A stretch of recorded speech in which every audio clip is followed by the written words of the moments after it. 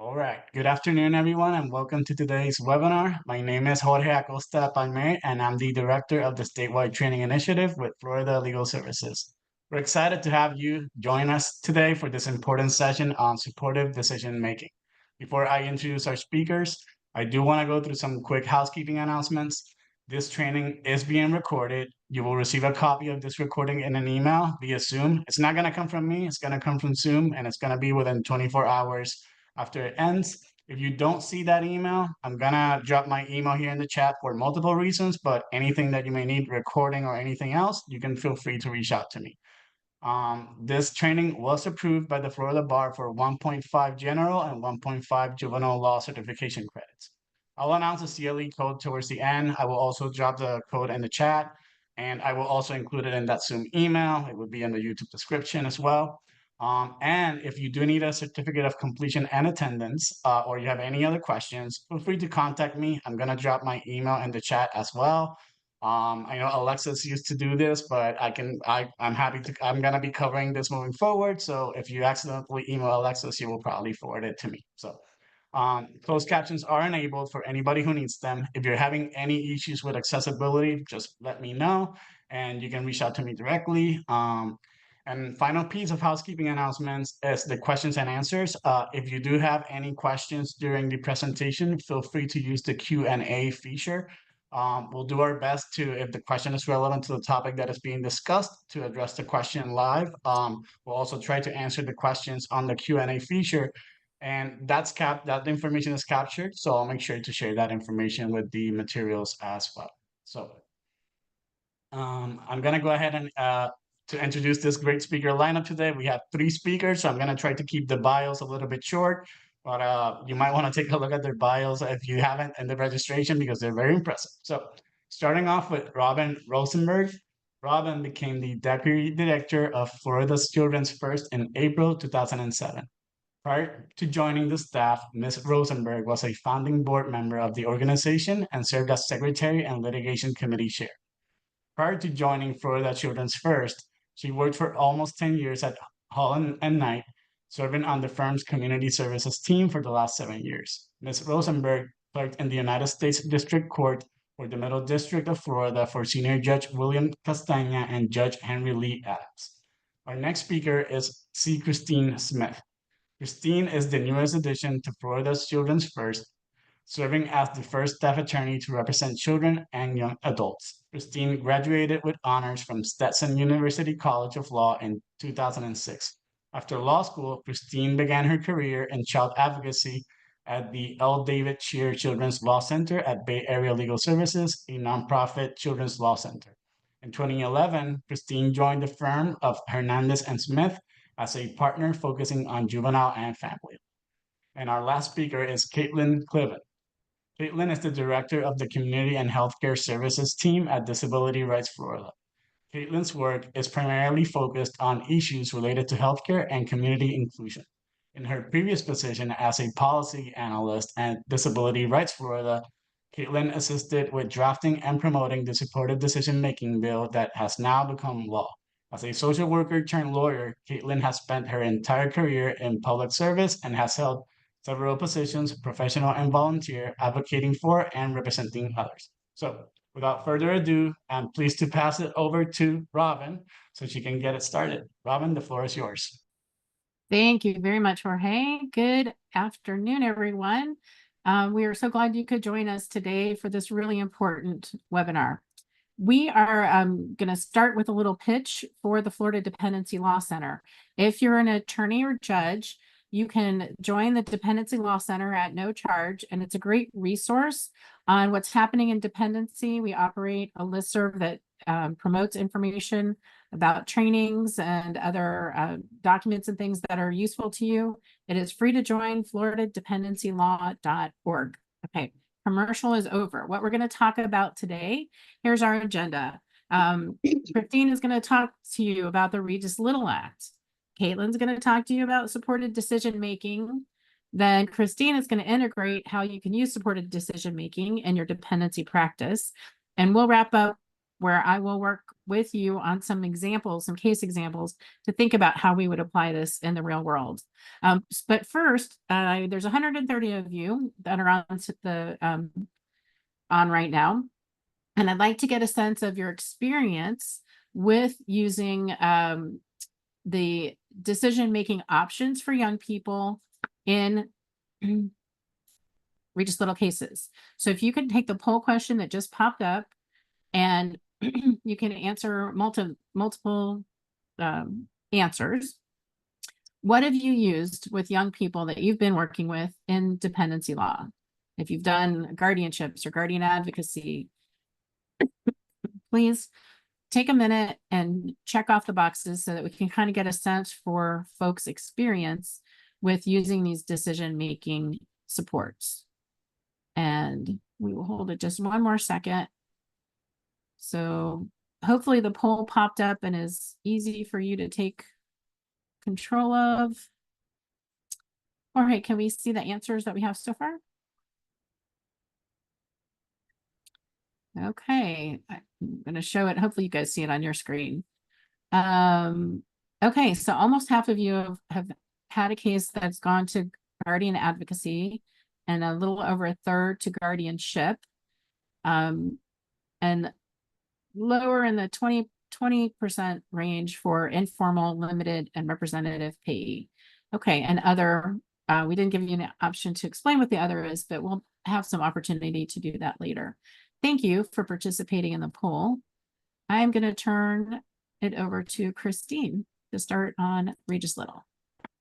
Yes, good morning, everybody. We're going to start with the review of the Regis Little Act and what happens when a child with an intellectual disability ages out of foster care. Next slide. A little history behind the act. In 2008, there was a really tragic death of a former teen foster youth who was stabbed to death in Orange County shortly after he aged out of foster care system. So that really tragic circumstance and that death led to, in 2015, the Regis Little Act. There was a gap that did not adequately address what happened when a teen would age out of the system. So the Regis Little Act was passed to give a guideline, to give statutory framework to how we can help kids and teens with disabilities aging out of the system in the least restrictive way possible. And we want to really key in on that idea of the least restrictive way possible. And I think the new supported decision making really gives a little bit further definition to how we can help kids and teens with disabilities in that least restrictive way possible. Rather than in the poll, we had a lot of variation between how you do it. If you don't do a guardianship advocacy, if you don't do a plenary guardianship, the supported decision-making legislation that just came out gives a little bit more shape to how we can help kids in that least restrictive way possible. So next slide. So a little bit more about Regis Little, and you may see, you know, the facts play out a little bit in your cases if you have worked with teens that are similar in a fact pattern to what was going on with Regis. At the time of his death, he was 18 years old. He had an IQ of 65. He was on at least 5 psychotropic medications and had a mental health diagnosis. He had an extensive arrest record and he had no consistent person advocating for him. And as a result of all of those circumstances that were going in his life, he declined to accept any help from APD, which is the Agency for Persons with Disabilities. So now, under the Act, even though it's not new, it's been going on since 2015. This is a refresher for everybody what the requirements under the act are. We need an update to a case plan. When you're dealing with a teen, they should have an updated case plan to track the progress of what's happening in that case with that teen. There actually has to be a finding from the judge that whatever methodology that is going to be implemented, the judge must make a finding that that particular solution is the least restrictive means available for that child. We also have to identify supportive adults. And this was something that we kind of talked offline about, that the requirements allow biological parents to remain guardians unless the parents have had their rights terminated. When I was doing the slides and kind of refreshing my own self, that was something that in my personal practice, I haven't been seeing. I haven't been seeing the biological parents involved in that process of being a supportive adult, if they've already had an adjudication, and it is possible, and they should be involved. Guardianship proceedings must be conducted in a separate proceeding and not in the dependency proceeding.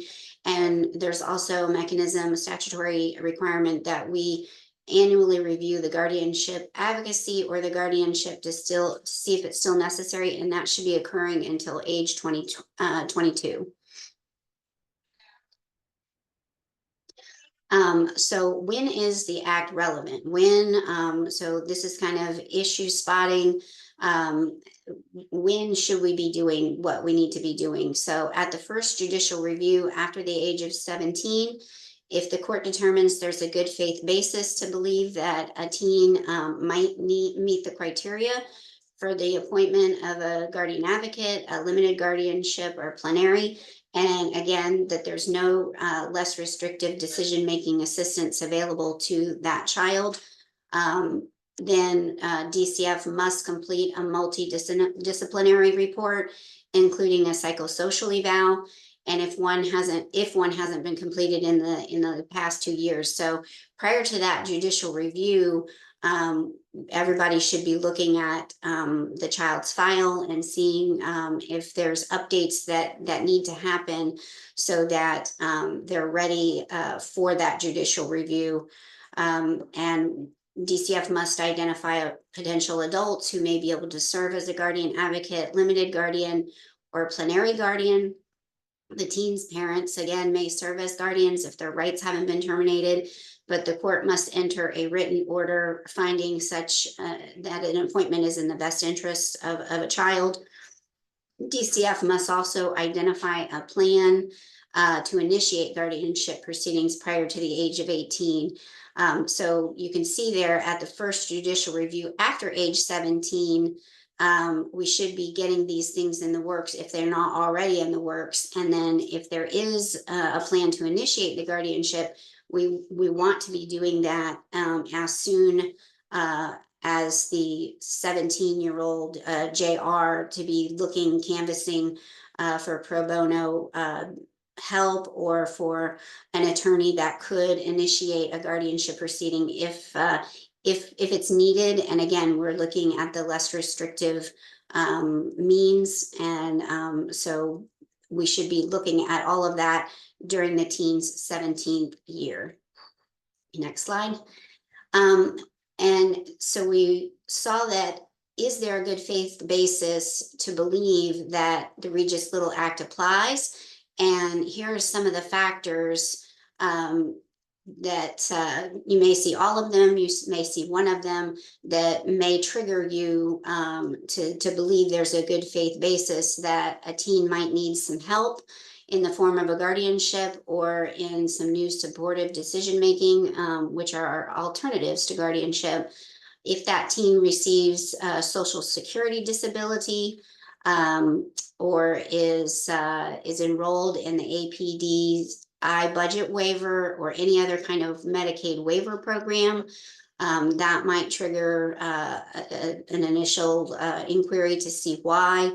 If they've had a prior assessment to indicate a lower IQ, if they've had a physical, mental, or an emotional condition that impacts the intellectual functioning, if they're in medical foster care, not to say that every kid that's in medical foster care might need guardianship, but it's, again, these are just some trigger points that may lead to more inquiry.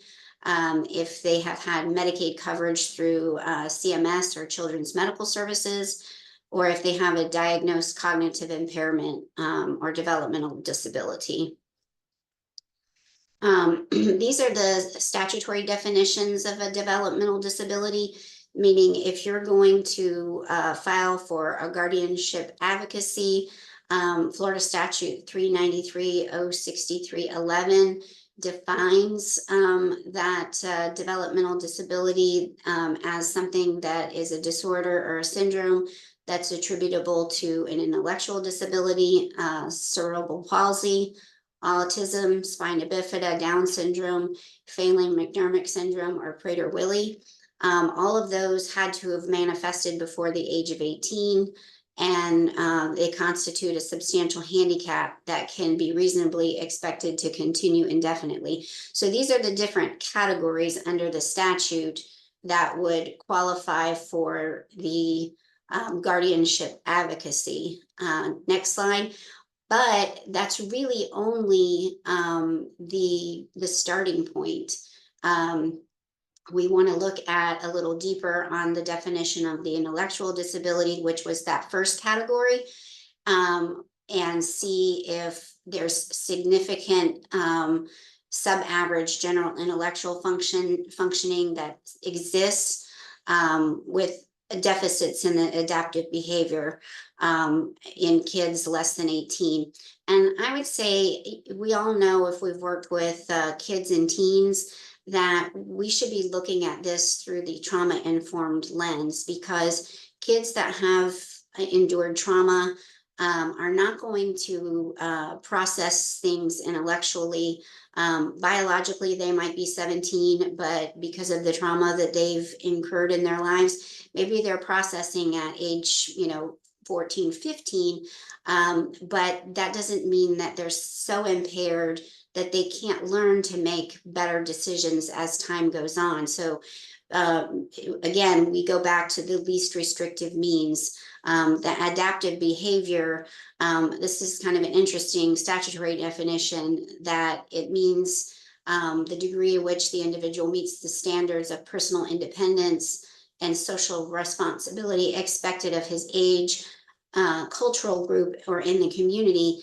And I think that when we look at that in the cultural group, in the community, and the age, I think we have to look at it in that trauma-informed lens to see, are the behaviors that we're seeing, the adaptive behaviors, are they a result of kids being put in a foster care home that they are feeling stuck in, and they feel like they have no agency in, and so they're acting out in different ways, or if it truly is an intellectual disability issue. And so if they have a significant sub-average general intellectual function, that's the statutory definition, that there are 2 or more standard deviations from that standardized intelligence. So be on the lookout. In general terms, a 70 or below IQ might trigger a good faith basis to believe that the Regis Little Act applies. So now we have new tools in our toolkit, and so we want to kind of rethink our framework in the Regis Little Act. Not all individuals who have those categorical diagnoses need a guardianship advocacy. In preparation for these slides, Rob and I were talking offline, and spina bifida was one of the categorical statutory definitions for guardianship advocacy, and she happens to have a friend with spina bifida that functions at a high IQ level. So that's not the categorical definition, is just the starting point to think if we have a good faith basis. but we also have to look at how does that individual behave?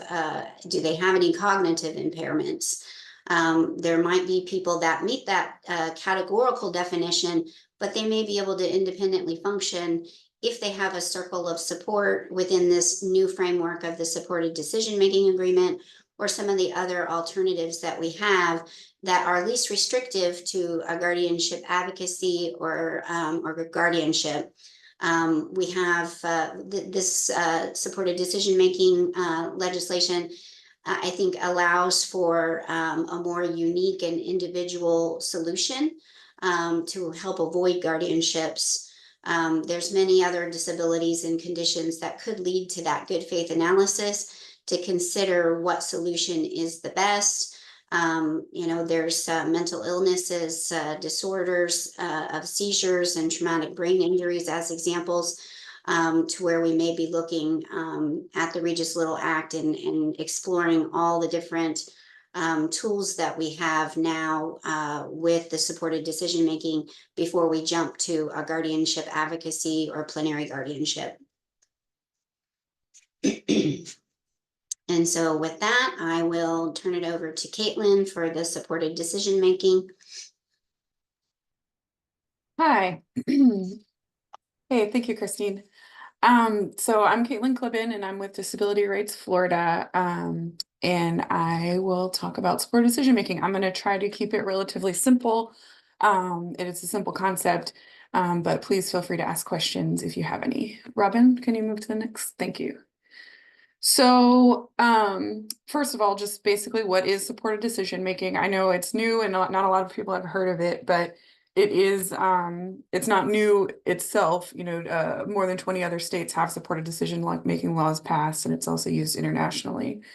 So, at its core, it's meant to be an alternative to guardianship and guardian advocacy.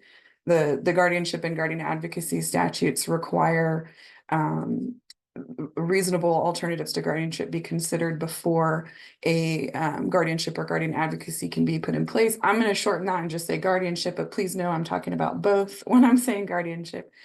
So the court has to consider alternatives before putting a guardianship in place. And so we've added a new alternative to our statutory list of alternatives with supported decision-making. And so the way it works, what it is, how it works is that it's a collaborative process between the decision maker, who's going to be your person with a disability or a cognitive impairment, and then their supporters, the people they've chosen to help them. And the process is really one that like everyone is familiar with. We all use it all the time. My favorite example is, when my car breaks down, I am not going to go out there and start banging on it and trying to fix it myself. I do not have the expertise required for that. So I call my dad and I ask my dad, hey, what's your advice? Can you help? Should I take it in? Blah, blah, blah. But when I wanted to buy a house, I called my mom because my mom is the one who I trusted with those sorts of decisions and that sort of advice when I was buying my first house. So, you're in supported decision-making, we're doing the same thing. We're just kind of calling on other people to help us weigh the pros and cons, understand the issue, and make a decision. But ultimately, we ourselves, the person themselves is making the decision for themselves. Robin? Okay, so again, Florida law favors alternatives. It's all woven throughout the legislative intent and the statutes in 393 and 744, where you find guardianship, advocacy, and guardianship. So we try to always look at alternatives first. And in Florida, those alternatives, it's supported decision-making is now one of them. Also, the healthcare surrogate process, durable powers of attorney, and the representative payee option. Those are all considered alternatives right now. Next slide.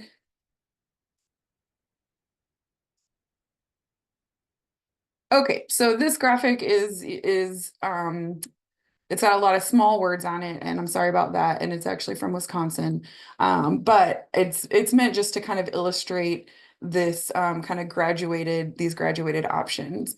So it's a little blurry on here, I'm sorry, but all the way to the left, the blue blob says release form. So that's going to be your very least restrictive option there. If I sign release forms for my school to give information to my parent, you know, I've signed FERPA release forms, and I'm not giving up any decision-making authority. I'm not giving up any of my rights. I'm simply saying you can, you know, give this person information. That's the least restrictive. Next, in yellow is supported decision-making. Again, we're not taking any rights from anyone. We're just entering into a formal agreement where they will receive support. In the middle, we have representative payee. That is, you know, kind of in the middle of restrictiveness, because you're not technically taking away rights, but what you're doing is you're appointing a person to manage their Social Security income. So for their decision-making ability in regard to those income, that income is now taken from them and given to another person. So that's moving into the realm of substitute decision-making. Someone substituting their decision for your own. Next is power of attorney and medical proxy. Those are, you know, forms that we execute ourselves, and we choose who our power of attorney we want it to be, who we choose who we want our medical proxy to be. But those do, again, they do allow substitute decision making. If you've become incapacitated, your medical proxy can make decisions for you without any input from you. And same with power of attorney. While you don't lose your right to make your own decisions, there's someone else who can also make decisions for you. And then all the way to the right in purple is our most restrictive options, which are limited or full guardianship. And then in Florida, also guardian advocacy. Not every state has a version of guardian advocacy, and those are considered most restrictive because they do remove people's rights in order for them to use them. Next slide, please. Okay, so here's another little chart that I made hastily, so I apologize if it's hard to read. But I wanted to compare the options that we have in Florida, you know, putting supported decision-making against these three guardianship options. So, you know, with SDM, you're not going to have to go to court. You execute the document yourself, and then you give it to whoever needs it, your doctor, your bank, whoever needs to know about the agreement. You don't have to record it anywhere. It shouldn't cost you any money. Easy peasy. And, you know, it allows the person to be helped by, you know, their trusted individuals. It helps them learn decision making. You're not taking away their rights. You know, they have their self-determination intact. And you can like couple it with other alternatives as well. So guardian advocacy is often seen as guardianship light, and you know, the lesser form of guardianship. And I will just pose another thought about that. Coming from the disability rights perspective, you know, guardian advocacy removes your rights just like guardianship. So you're still having your rights taken away. And with guardian advocacy, there's not, you know, you're not required to have a finding of incapacity. So with guardianship, you have to go through an examining committee who checks, you know, checks you out and looks and tries to make a determination about your capacity to make decisions, and then makes a report to the judge, and the judge makes the decision. None of that has to happen in guardian advocacy. You simply have the developmental disability diagnosis, show it to the judge can order the guardian advocacy. And so in a way, it's kind of a swifter, more hasty path to getting your rights taken away. And, you know, I'm not saying that it's the devil or no one should ever use it, but just know that even though it's kind of seen as the more benevolent form of guardianship, it's still taking someone's rights to make their own decisions away. And so then on the right, you see limited guardianship and plenary guardianship. Really, the only difference between those is how many rights are taken away. Limited guardianship is going to be less than all. Plenary guardianship is going to be all. And I've listed out the different rights under plenary guardianship. Some are delegable. Some, you know, your guardian's going to do those things for you. Others are not delegable. You just simply cannot do those things. And your guardian can't do them for you. So your guardian can't force you to get married, force you to vote, or force you to travel or any of those things. But you can still have those rights removed, and then you just can't do those things. All right, next slide, please. Okay, so again, coming from the disability rights perspective, I know that I get a little bit of pushback on this sometimes, I will say, so feel free to ask questions or let me know if you're having thoughts about this. But legally every person is competent unless a court says they're not. And I know that there are times when we have people who have not been determined incompetent by a court, but that we don't believe are competent to make their own decisions. I realize that this is a reality, but strictly legally speaking, if the court has not taken away your rights, you are competent. So unfortunately for people with disabilities, many people assume that just the very fact of them having a disability means they're not going to be able to make their own decisions. Christine gave that example of someone with spina bifida whose, intelligence or cognitive ability was not impaired at all, but they had a visible disability. And I'm sure there were many people who assumed that they, needed help making decisions, needed help, doing all sorts of things that they truly did not need help with. So many people with disabilities can make choices, even people with cognitive disabilities, with, developmental delays, can make choices. Sometimes their process looks different. For example, you might have a person who's just a slow processor, so they need to be told that thing 10 times. You can tell me it once, but they might need to hear it 10 times. They might need to hear it in 10 different ways in order to really put it together and understand what you're saying.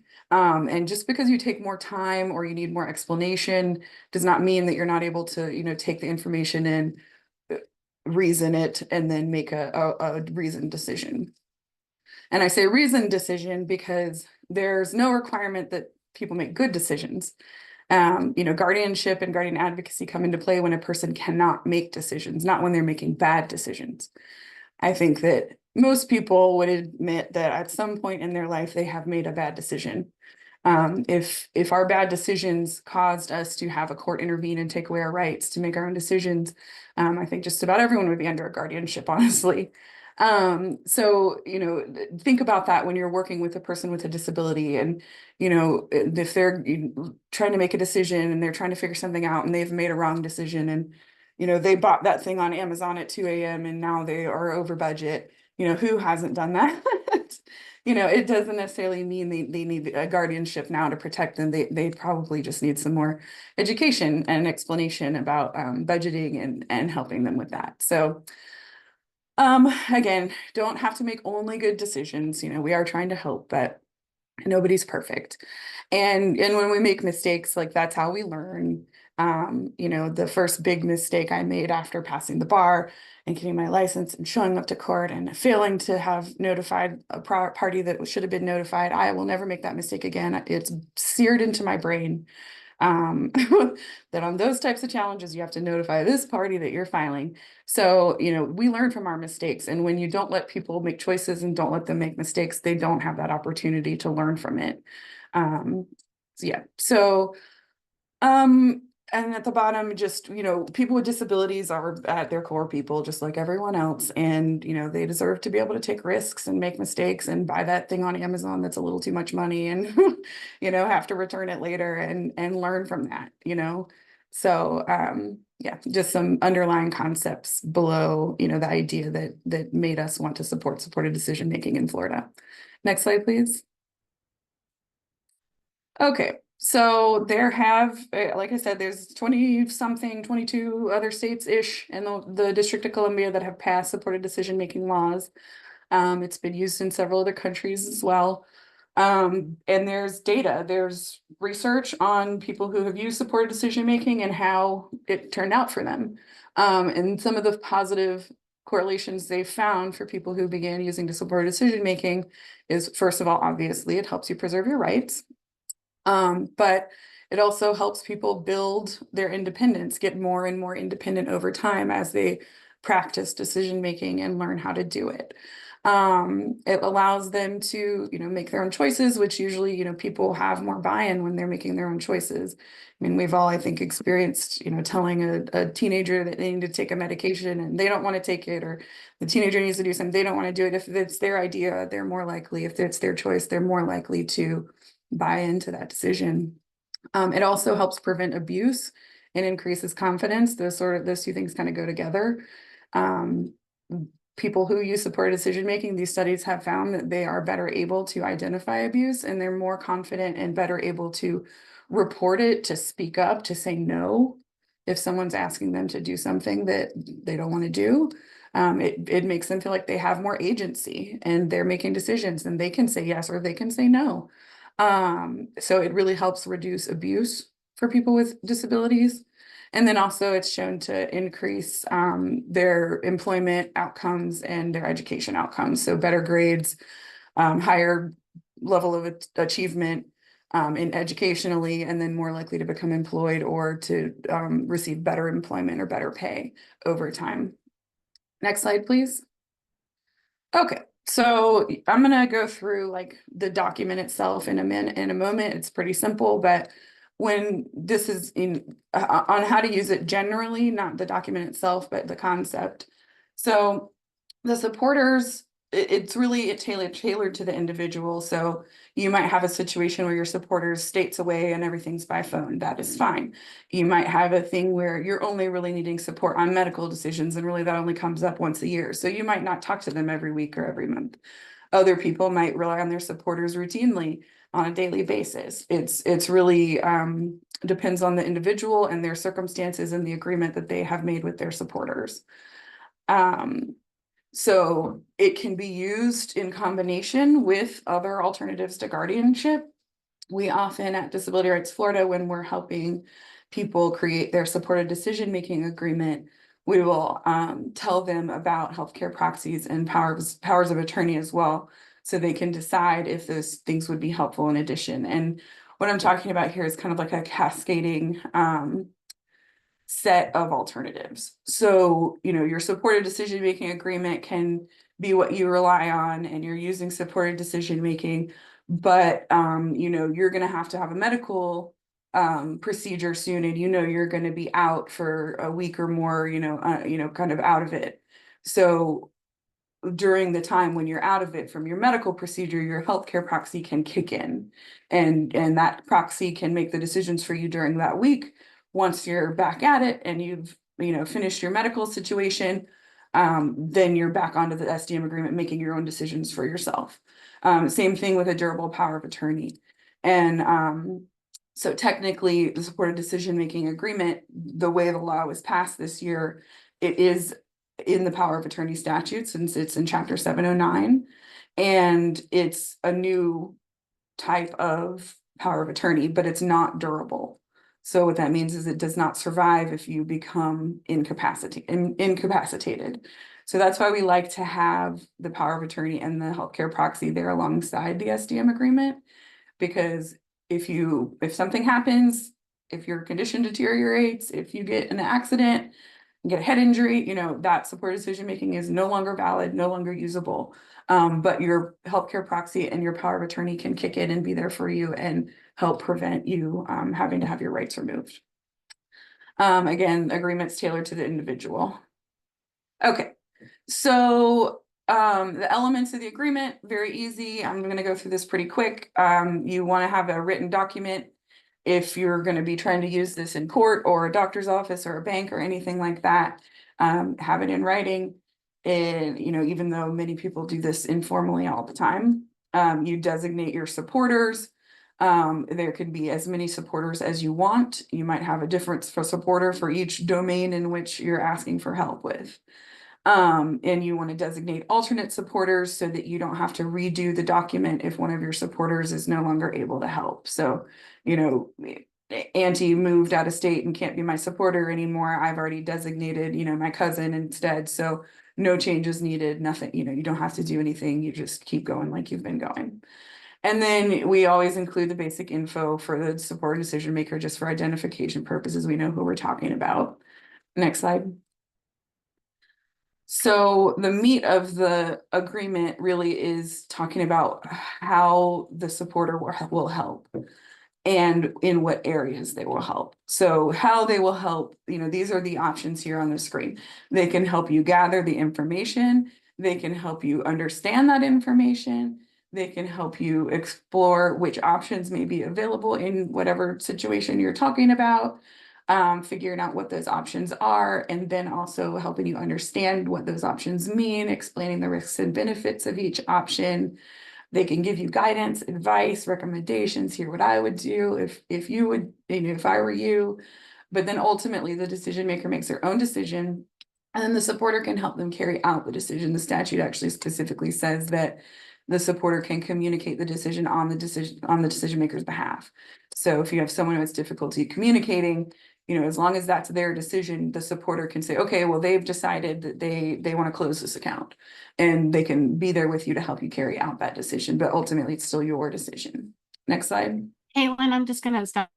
There's a question in the Q&A. Who Okay. should be drafting the legal documents? Should the community-based care agency hire or find a pro bono attorney to do them?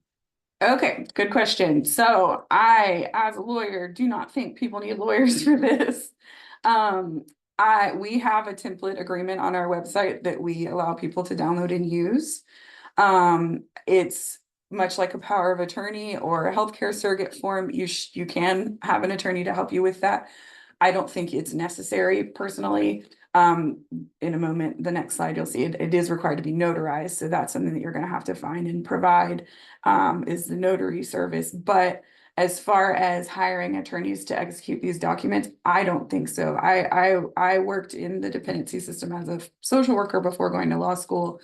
And I see this as something that case managers could help with, guardians ad litem could help with in a structured meeting where you sit down and go through this with the youth and have them choose, who they want to help and how they will get help in sort of like a staffing type scenario. I think that would be sufficient. And then, it'd be great to have, someone look over it, and, you've got to go get it notarized once it's complete. But that's my take.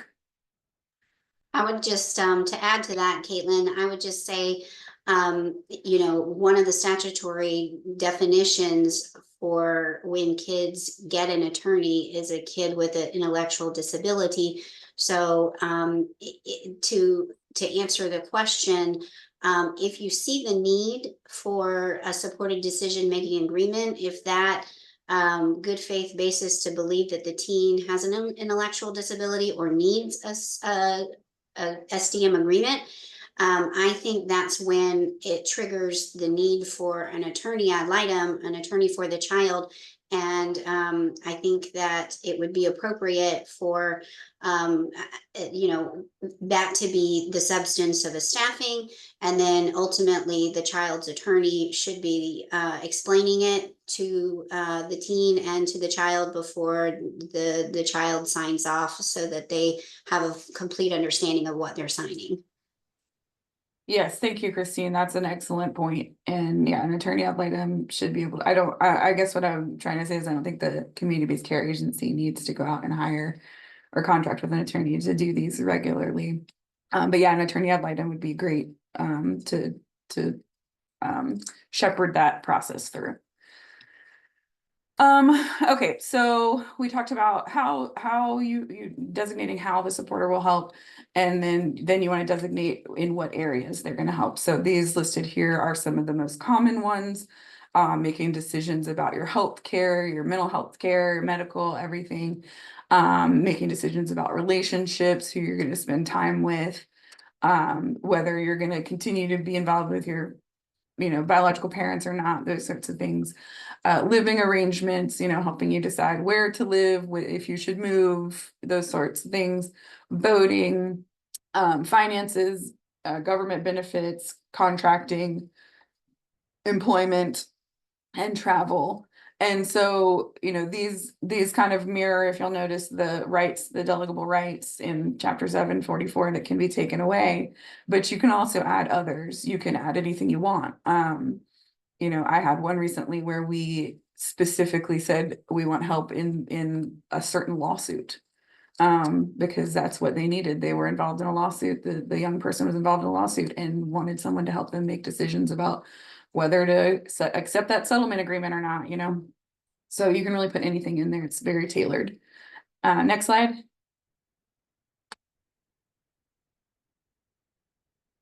And last but not least, it has to be notarized, witnessed by two individuals who are not the supporters or the decision maker. Standard notarization requirement, but that's one that we remind our clients of routinely because we help them create the document, but we don't do the notarization. So making sure they understand that it's not legally valid until it's signed and notarized. Next. Okay, so I wanted to add this information in, even though it's not strictly about how you use this in practice, because a lot of people are concerned about supported decision making and whether it's adequately going to protect a person with a disability. And so, again, I'll just remind you of that dignity of risk discussion that we had a little bit earlier. But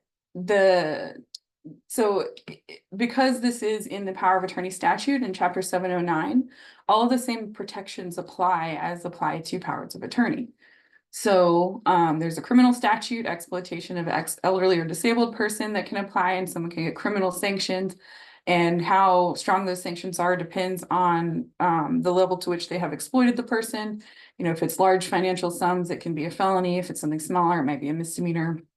But they can get jail time, prison time, just as they could if they used a power of attorney to exploit someone. So, and then under 709, the powers of attorney statutes specify the support as a fiduciary. They have the fiduciary duty to the decision maker, and they are not able to act in the, against the decision maker's best interest. If they do, that is actionable in civil court. And then when you're using the agreement, when you're taking it around town and having your supporter help you with stuff, if you want to have another party, a third party, recognize the agreement, and you present it to them, if they're not going to accept that agreement, they have to reject it within a reasonable time. They have to do it in writing, and they have to tell you why they won't accept the agreement in writing to help you remedy it. And if they're improperly refusing to accept the agreement, just like with a power of attorney, you can sue them to enforce the agreement, and the decision maker can get attorney's fees if they prevail in that suit. Next slide. Okay, there was one question that popped up. I don't know if that's something you wanted me to address before Christine takes up the next bit. Yep. Are you looking at the question in the chat? I can't see it. Okay, well, there's a question in the chat that says, in my circuit, the Sixth Circuit, we've been told that the ethics line has advised that attorneys ad litem should not get involved in these actions as it is assisting in taking away the client's rights. Any thoughts? Right. So, and I encountered this myself. So yeah, you're going to be acting against your own client's interests if you are pursuing guardian advocacy or guardianship for them, because those are things that would take away their rights. That's correct. But I'm not the ethics line, but the way I've interpreted the advice given by the ethics line is that you can absolutely defend against guardianship or guardian advocacy, and creating these alternatives and putting them forth as alternatives to you having your client's rights taken away is a defense against that. So yes, you never want to be the one who petitions for guardian advocacy or petitions for guardianship, but I think helping defend against them, helping preserve those rights is well within bounds. And I would just add that if you're already appointed to represent the child, it's absolutely your obligation to advise them, explain, help them understand what the process and the options are, and to seek direction from them about what their interest is in resolving it. So you can't presume anything. You have to advise and counsel your clients too. That's a good segue to Christine to switch back, and we'll try to address some of the other questions as we go along. Go ahead, Christine. Sure. So there's a question about a 19-year-old who was in foster care and is now being cared for by the adoptive parents of a sibling, and he seems to be having intellectual issues. I'm not sure what the question there is like what's appropriate as to it seems to me if that youth is in your household, a supported decision-making agreement maybe informally is going on. You're standing in the shoes as a foster parent or, a quasi parent. And so you're kind of probably doing the supported decision-making informally, but now this tool is available to maybe formalize, and in that you can take advantage of some of those resources on the Disability Rights Florida website, in the form of powers of attorney or those SDM agreements. And so here we launch into using SDM in your practice, and interrupting the cycle of substitute decision making. Next slide. Yes. So as I kind of mentioned before, when we have a youth in the dependency system, we want to start early. As it kind of segueing off of what Caitlin says, the whole thrust of this is to allow kids to make decisions and to practice them. When we have our own kids, that happens naturally. In a family where you kind of let the leash out little by little.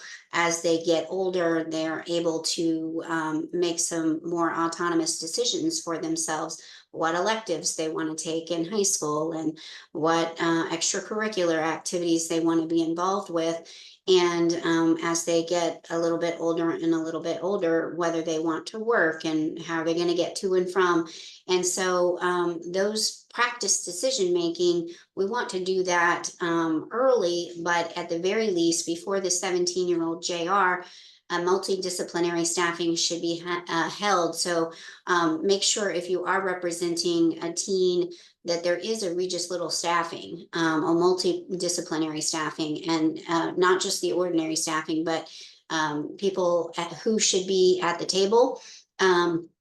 I say the more the merrier. The child's attorney, the guardian ad litem program, the person with the placement of the teen, parents if their rights haven't been terminated, relatives and other kin-like adults who can support. Just because somebody's not a placement alternative for that teen does not mean that we should blackball them and not allow them access to some of these meetings. They, for whatever reason, they might not be a placement alternative, but they should, if they are a supporter, they should be in this meeting. Anyone that the child identifies as a potential adult supporter should be at the meeting, and anyone the guardian ad litem program has identified as a supportive adult, and we'll get into that in another slide. Next slide. And so now there's a new statutory change that's effective, or that went effective this past July, that that the statewide guardian ad litem office has taken up the mantle to make sure that the teen has a supportive adult. So if you are holding that 17-year-old JR and you don't identify any supportive adults, then the SGALO should be working on that. The legislature has made a finding that caring adults provide a lifeline for kids that are aging out. And so the SGALO is going to be able to help them connect with supportive adults. And they have a framework for that. And if the child, him or herself, cannot identify a supportive adult, the SGALO will work in conjunction with the Office of Continuing Care to identify at least one supportive adult with whom the child can enter into a formal agreement for an ongoing relationship and document such agreement in the child's court file. So, that I think is a really great change because if you can imagine, some of our kids have been kept in an environment in a more of a restrictive environment, perhaps if they're in a foster care home where they don't have free access to contact relatives and they don't have free access to contact and make those supportive adult connections. Then the SGALO maybe will sit down with them and help identify someone, maybe a former teacher, maybe somebody that is in the extended family tree. And the SGALO can now, by statute, is tasked with that that shaking of the trees task to find that supportive adult for that kid. And so what happens at this multidisciplinary staffing? Here are some of the things that have to happen. We need to review the child's file. So in the previous slides, we saw what happens at the JR. So this multidisciplinary staffing should happen prior to the JR so that you get things lined up for the judicial review. So if you need a new psychosocial report, that's a checkpoint for everybody to check the file and see if there's been one in the last 2 years. And if not, get a referral going so that you do have it ready for the next JR. Identify those supportive adults. If you didn't have notice of them, to invite them to the meeting, then that's an opportunity for everyone at the meeting to brainstorm who is in this child's life, who can act as a supportive adult, who can we contact to invite, how does the child feel about it, who do they think could act like a supportive adult in an SDM agreement. 39001 section 1J. It makes it part of the definition to connect to supportive adults and kin-like connections is within the permanency definition. So, we want to reframe this in the idea that this is the permanency solution for a lot of kids that are aging out, is to have those kin connections or kin-like connections. And we want to make sure that they have at least one supportive adult. And if we can't find that person, then we connect with the SGALO to bring them in and say, hey, we need help identifying a supportive adult for this teen. And so there's a question in the chat: how do we source the individuals to be the advocates? I think I'm not sure what that question goes to, but I would say that's this process. How do we source those supportive adults in the staffing, prior to the staffing, and then the SGALO is now statutorily tasked with that to try and find those resources. Next slide. What happens at the multidisciplinary staffing part 2? We want to develop that case plan with the tasks that must include the activities. Again, this is prepping for that 17-year-old JR. We want to make sure that we formalize it in the case plan, and we make sure that we have a pathway to develop those relationships with supportive adults if the child doesn't already have one. Increase the coping skills. And improve the emotional well-being. Again, we want to practice. If we're going to implement a system that really does least restrictive means, then how do you know what is the least restrictive means if you haven't practiced it? If you haven't allowed that teen to make decisions, to be autonomous, to have some agency in their decision-making capabilities. Again, our teens are not always going to make good decisions, but at least give them a framework in how to process decision making and access and discuss a plan to practice those decision making. So, maybe formalize that in the case plan, that when there's a decision to be made, how do we rope the kid in? How do we have the teen? Who's going to do that with the teen? What are the steps involved in that? And how can we get sort of a practice run going to make sure that if that process is not working, how do we readdress it? Can we implement it in different ways? That way we know if we do wind up going to a guardianship advocacy, that we have engaged in that good faith effort of trying a least restrictive means. We want to involve the child to discuss a plan for practicing that decision making and explore what a written supportive agreement would include, or who would be those decision makers.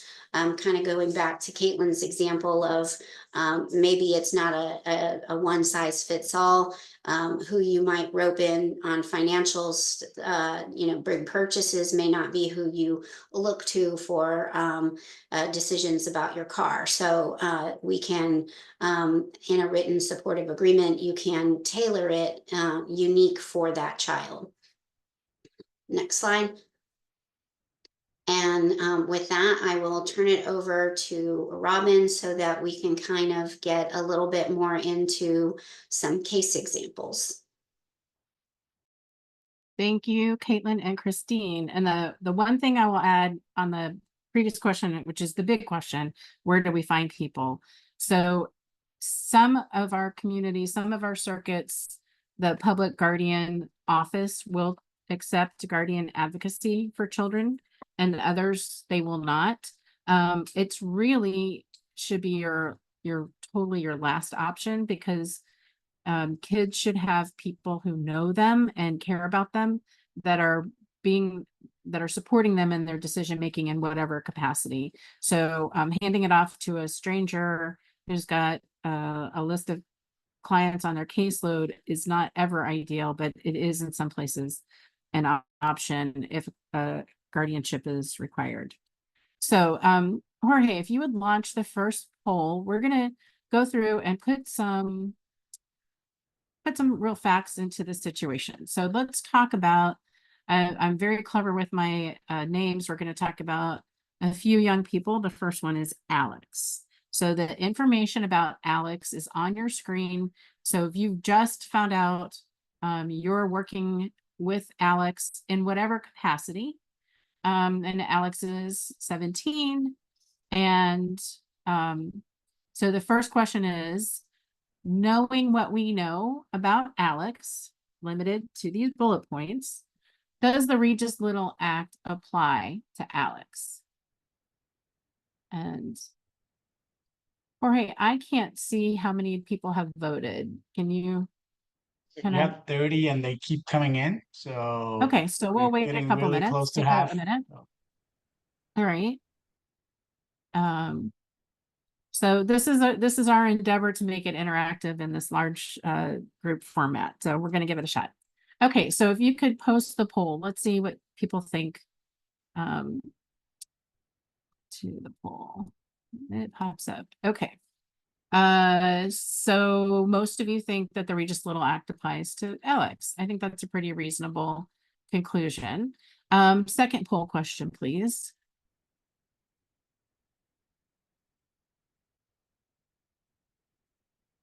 Jorge, are you able to put the next poll question? Yes. I'm about amending the other one, so I can launch this. Sorry. There we go. Stop sharing.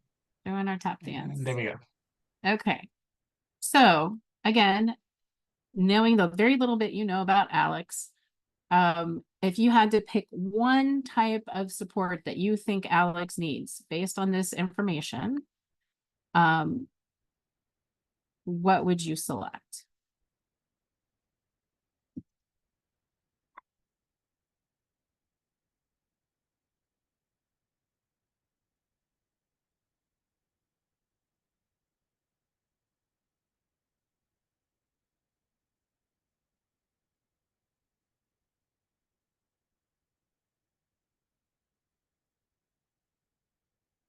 All right, and how are we? Let's see. We've got a bunch of folks. Okay, so I find this interesting because I thought the trigger of cerebral palsy might lead most of you to think that guardian advocacy was appropriate, because that's a kind of a direct pipeline the way the statutes are written. I'm happy to see that half of you went to the least restrictive, and impressed with those of you who said not enough information. So let me give you a little bit more information about Alex. So Alex has a very high IQ, and she is college bound, headed to an out-of-town college away from her home. So how about the next poll question, please? So what other, and this one is a short answer. What other support might Alex need? So you might be able to conclude that with an IQ of 140, it's pretty intellectually capacitated. but what other support might Alex need? And we'll give it a couple seconds to come in on that.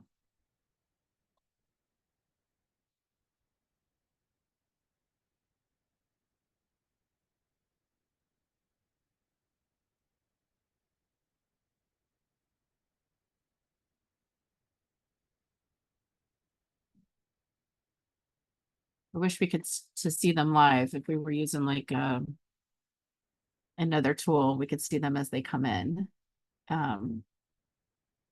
We have almost 30% participation rate. I'm waiting. This one is a short answer, so I'm kind of giving them a little bit more time to type. So I Right. don't want to Yeah, cut them off. no, it's important. Thanks. Yeah. All right. So it slowed down a bit. So I'm going to go ahead and end the poll and share the results. Okay. Are we able to see the actual answers? I have them on my end. I did share the results. On our end, we can just see that people answered. So if I don't know if See view detail. I clicked on view details and I was able to see. I can read out a few of the first answers that came up. would you please? Yes, I have one of the okay, the first answer is appropriate housing and maybe a mentor or a guardian at college. I have education planning, housing again, assisted communication and perhaps transportation. I have supportive decision making or a dual power of attorney, a new supportive adult in a new location, finding accessible housing, financial aid support as independent student, assistance with ADL, transportation, adaptive tech. I have mobility, employment, transportation again, help communicating her decisions, and the average supports a peer in her position needs, i.e. adults who will informally serve as contact for her and as advice givers. And transportation again. Transportation seems to be one of the most popular Right. answers. Wow, that is a great list of suggestions. So some of those lend themselves to some of the things that we talked about in supported decision making. A lot of them do not, but they sound like they would be good components of Alex's transition plan to make sure that she has those things that she needs in place when she leaves her current home, her current group home, and goes to college. So just because it doesn't fit neatly under the supported decision-making tool doesn't mean like, okay, we're done. It's just the start of the discussion of how do we make sure that this young person transitions effectively into their adulthood, given the constellation of issues that they have to deal with. I don't know if Caitlin or Christine, you had any other thoughts based on what you heard from the list? I was just gonna say I saw someone put in the disability office at the college into the chat, and that's a great suggestion. There's like ADA offices, accommodations offices, they call them different things, different places, but that's a great place to go to as well for help. But yeah, I agree that she would probably benefit from support, but certainly doesn't require any guardianship. Okay. I think we're going to go to the next one instead of doing the fourth poll question, Jorge. Let's look at Ben. Okay, Ben also 17. Take a minute to read about Ben. And then if you could launch the first Ben poll question, which is, it's the same. This Regis Little Act apply to Ben.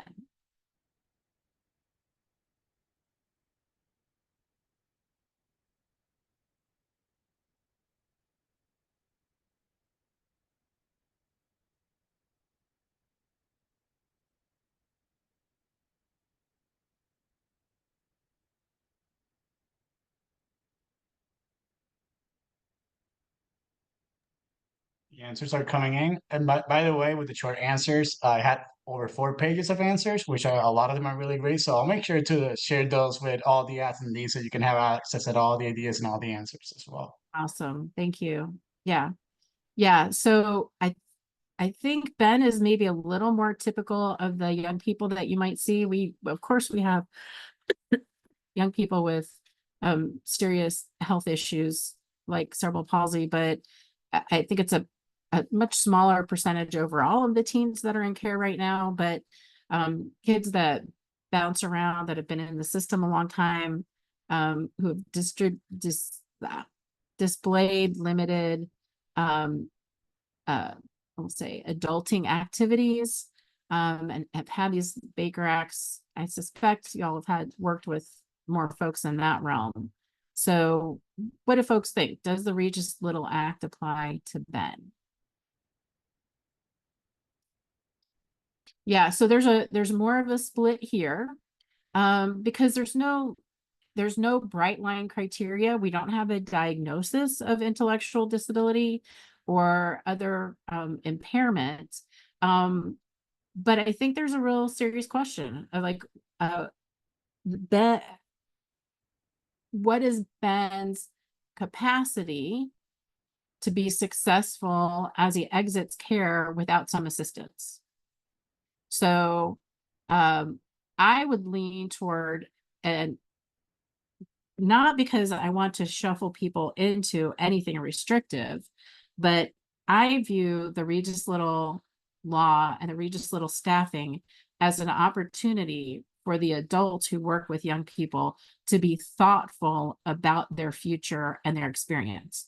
So we have transition planning mandated by statute for young people in foster care, where we have a lot of thoughts and ideas. And the law is in some ways very specific about what is to be provided to them as they transition to adulthood. I mean, when I'm talking about driver's license, birth certificate, social security card, right? The law is very prescriptive in many ways, but it is also very geared toward, I will just, I don't know, use the word typical teens, not those that have more compounding issues that might impact them in their future. And so I would encourage folks to lean toward engaging the Regis Little process to figure out, how can we best help posture this young person for a successful future? And go ahead and launch the next poll question, please, Jorge. And, based on just the little bit that we know, and those of you who already thought that he needed a Regis Little staffing, what would you pick in this regard? What seems to be appropriate for Ben? Give a minute on that.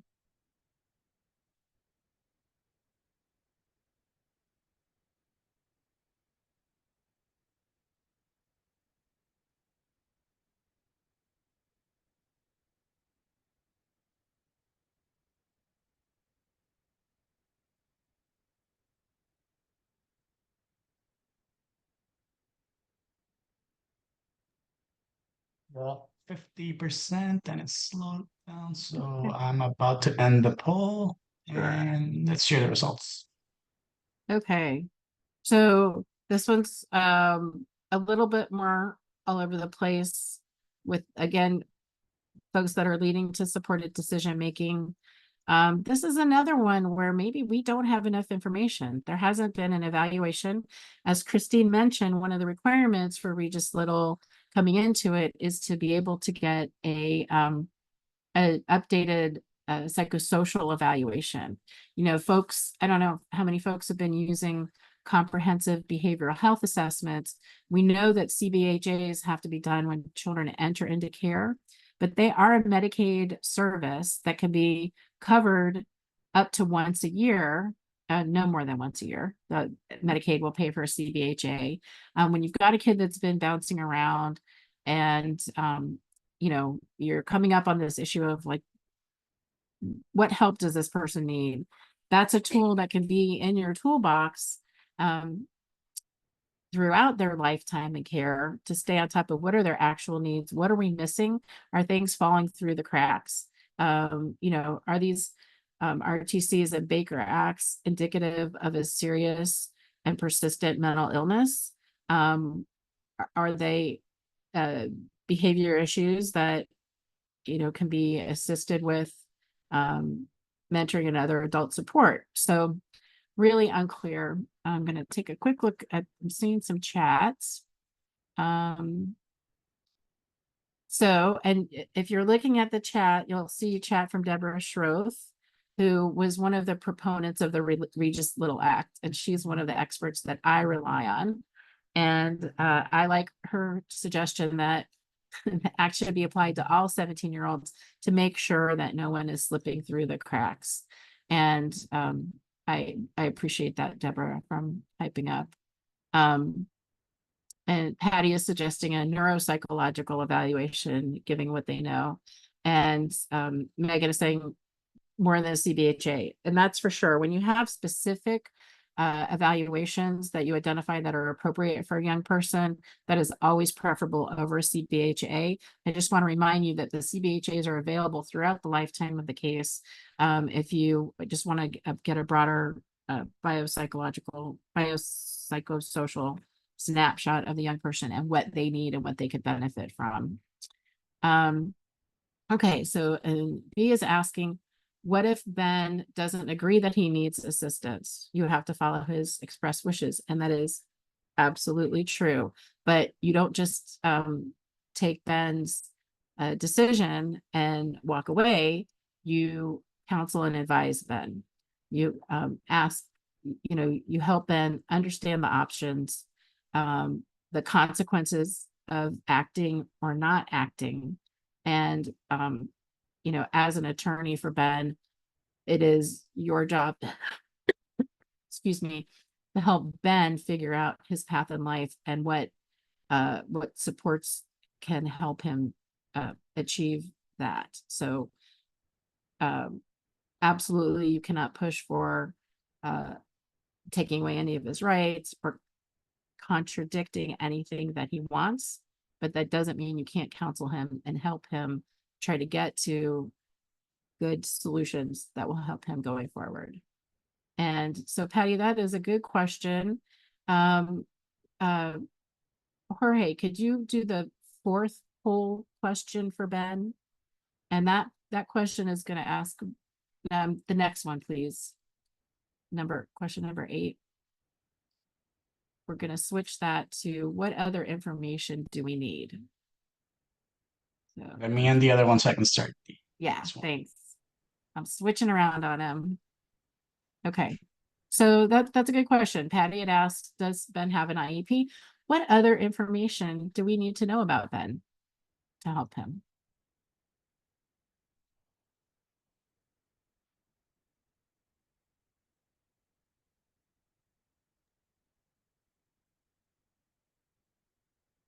Oh, I do have a little more information I'm going to give you about Ben. Here's some other information you need to know. Ben is getting both SSI and his own disability and survivor benefits from his father. And folks in his life are concerned that his relatives want his money.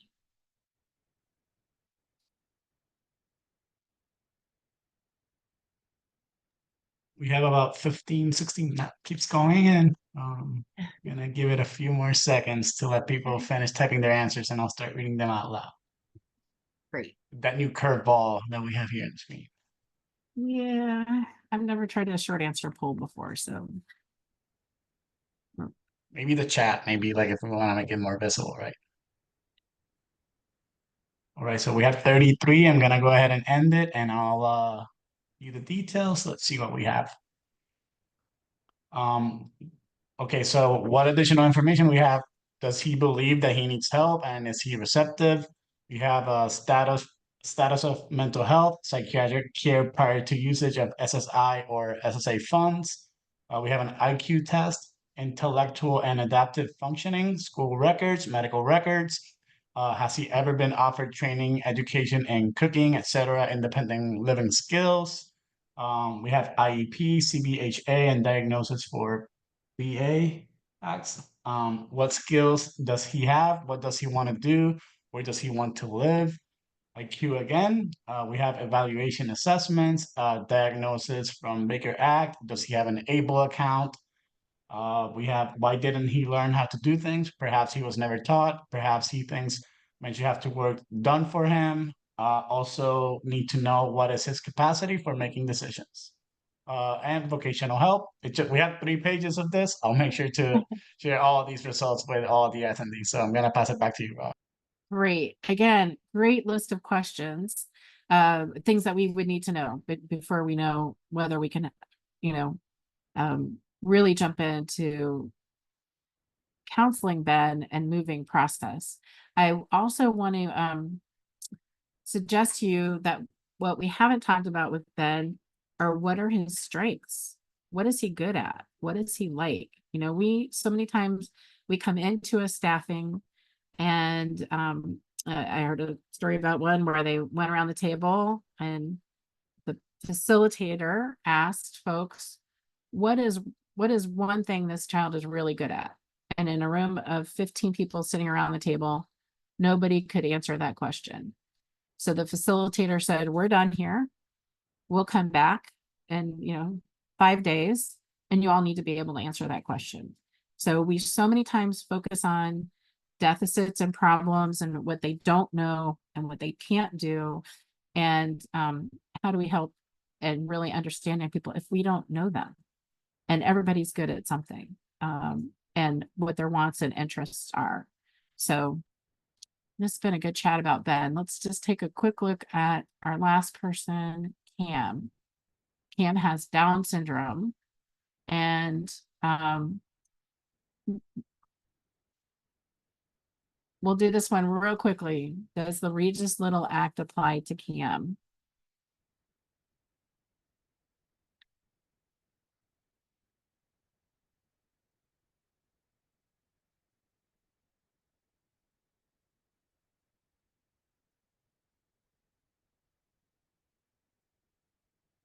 I think, Jorge, let's just close that one and get a quick snapshot and we can move on to so most of you agree with Down syndrome, it applies. So let's go to the next question about what you think Cam might need for assistance.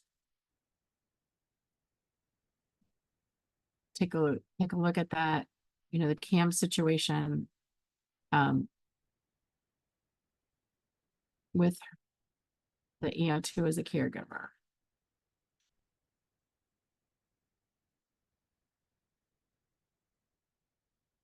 And this is great. Cam has a lot of support.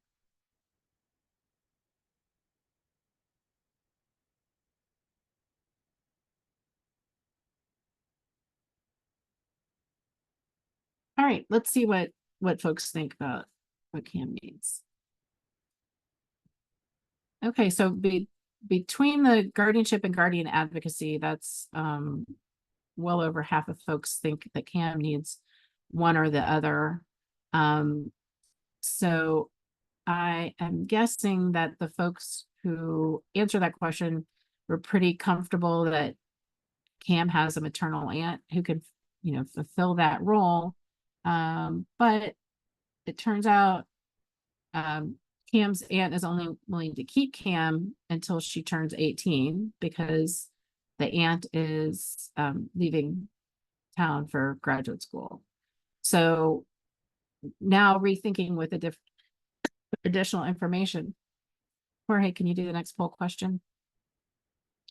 So knowing what we know now, let's talk about what additional support Cam might need. The question probably displays Ben, but we're referring to Cam on this one. Yeah, this is Cam. What other support might Cam? Oh yeah, sorry. There is a typo in there, but we're talking about Cam. And while you guys are answering that, are caretakers considered legally negligent if they do not pursue SDM? No, I don't believe that there's any statutory basis for holding a caregiver negligent. I'm not sure if the question is about someone who is under 18 and what's going to happen to them after they turn 18.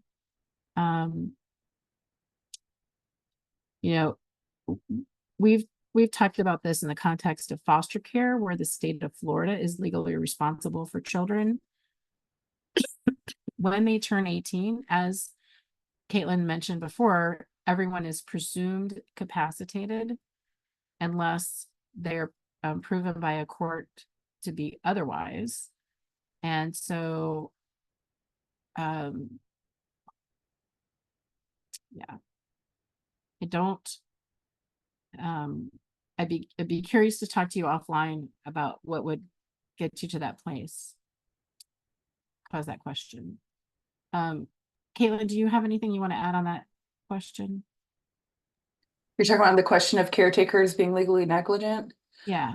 Yeah, that's not something I've encountered before, and I don't think so. I don't think that I mean, there's certainly no like clear statutory like liability for not doing that, and I think that'd be kind of a hard argument to make. Um, that you're legally negligent for not pursuing like a specific alternative. I think that if you did have someone in your care that was vulnerable and needed care and you weren't providing that, you know, you might be looking at some neglect issues. But in relation to the SDM itself, I've never seen that before. Jorge, you want to tell us some of the things that some of the answers that we got? Yes. So what other support might CAM need? We have support at school, home, life skills, etc. Similar to Ben. We have APD waiver, housing guardian.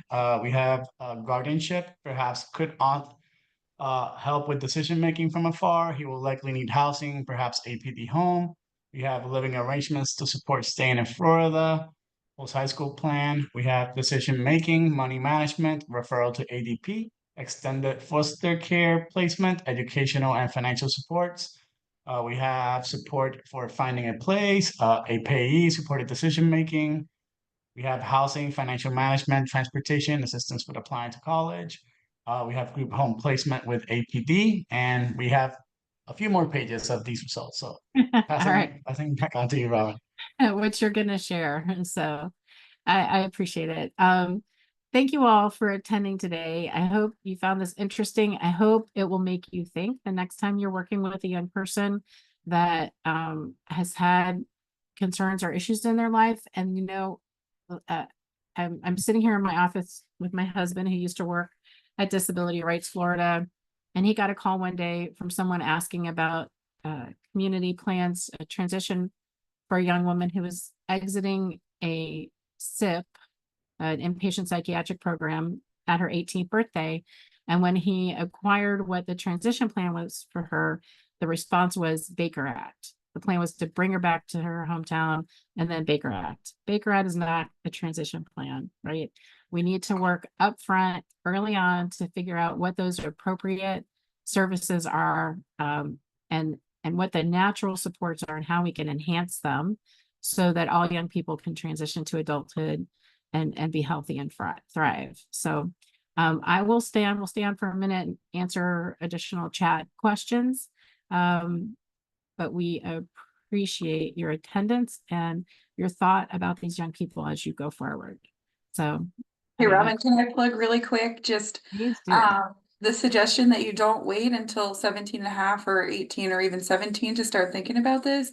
You know, if you have someone that you suspect is going to get there, there's no reason that you can't start helping them practice learning how to make decisions with SDM much earlier, you know, 14, 15, just help any kid really to help them learn the process of weighing pros and cons and how to make a decision. Because you may be able to avoid the necessity for any of this if you start early enough with them and they've learned and integrated this into their life. So yeah, don't feel like it's not like guardianship that pops, you know, clicks in the day they turn 18. There's certainly no reason to wait. I know we had other questions in the Q&A. I did want to add some quick housekeeping items. I did post the CLE code, but just in case you're listening in and you want to write it down, it's 2408028N.